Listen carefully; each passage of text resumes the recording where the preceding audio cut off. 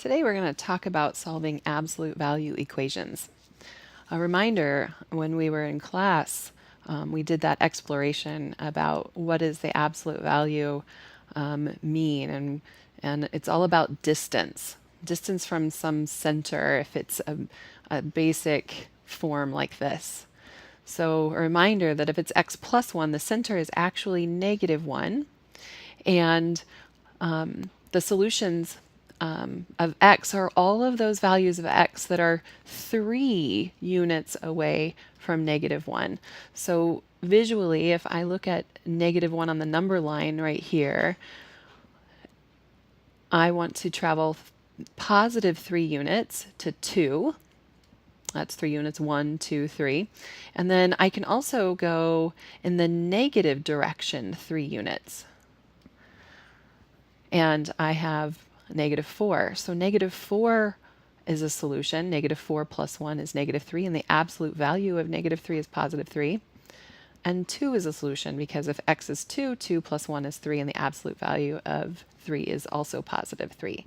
So in this example, the solutions to the absolute value of x plus 1 equals 3 are -4 and +2.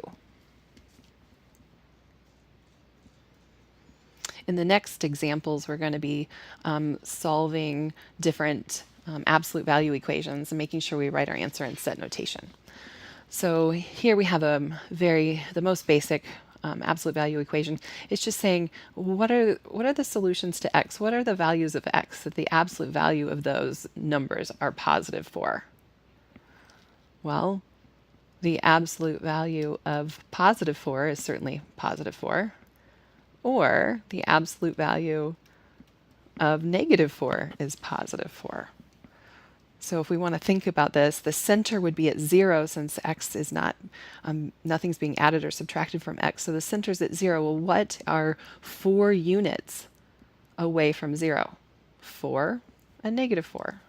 So in set notation, we would say the solutions are to x are 4 and -4.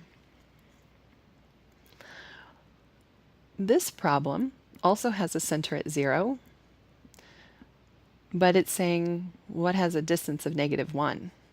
Well, we don't think about distances as in negative terms. Their distances are always positive. Another way to think about this is saying what numbers, if I could take the absolute value of any number, what numbers would have an absolute value that's negative? Well, no numbers have an absolute value that's negative. Absolute value is always a positive result. So there is no solution to that problem. There are no values of x that when you take the absolute value of them are -1.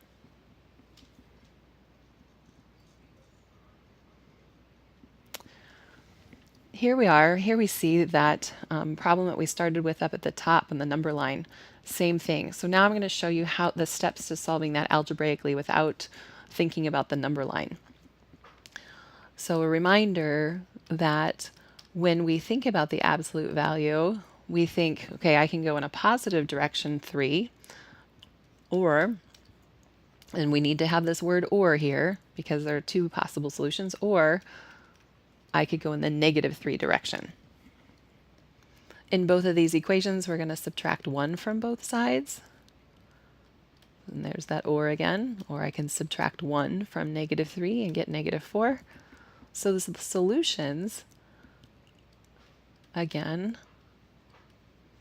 -4 and +2, the same thing that we saw back up at the top. And if we wanted to verify or check that these were solutions, we would say, well, the absolute value of -4 plus 1, is that 3? Well, this would be the absolute value of -3. Is the absolute value of -3 3? Yes. So that we've checked that -4 is a solution. We can also check that +2 is a solution. So we say 2 plus 1, absolute value of that, is that 3? Absolute value of 3, 3 equals 3.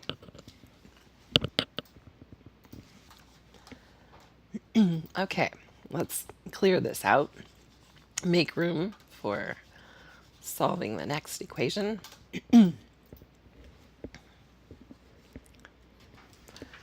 Excuse me. So let's take a look at this next equation. It looks a little different. Right now, you can kind of see,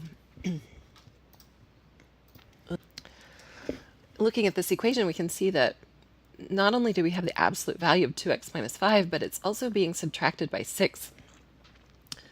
This part, whenever we solve an absolute value equation, the absolute value part has to be isolated. That means that it needs to be by itself, just like back in this previous example, we had the absolute value of x plus 1 by itself. So before we can split this into two separate equations, we need to add 6 to both sides. That will get the absolute value by itself. So if I add 6 to both sides, then I have 0. So now we have even a different situation.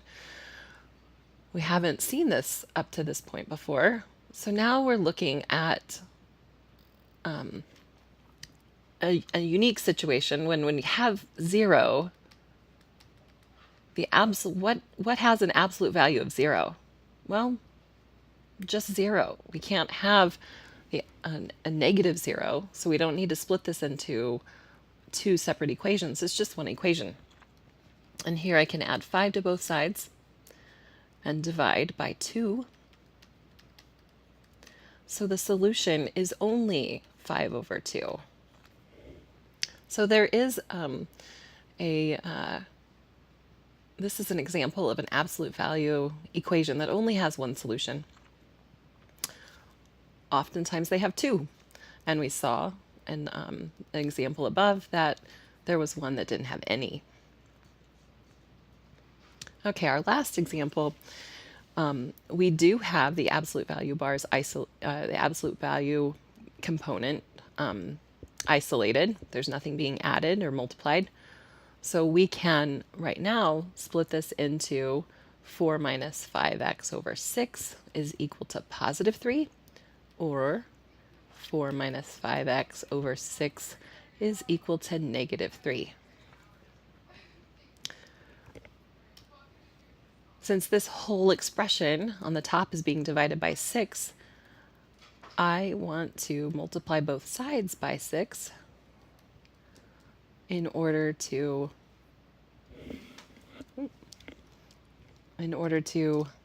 undo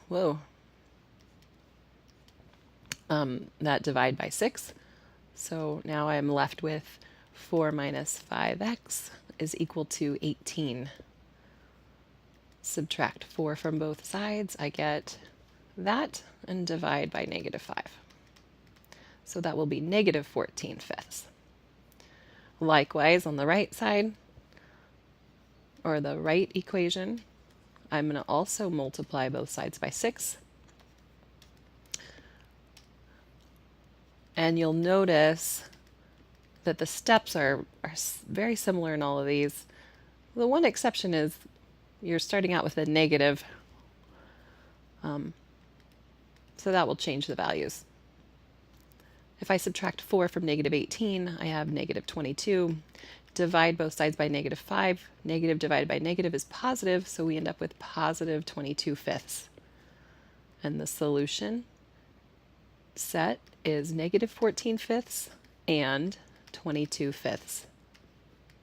And you could, again, verify that both of those are solutions by plugging them back into the original equation. Now here's some for you to try before coming to class. Try on your own absolute value of x minus 2 equals 7. Try the absolute value of 1 minus x plus 5 equals 10. 10. And the last one is the absolute value of 4x minus 2 all over 3, all in absolute value, is equal to positive 2. So try those right now before going on to the next video and bring those to class.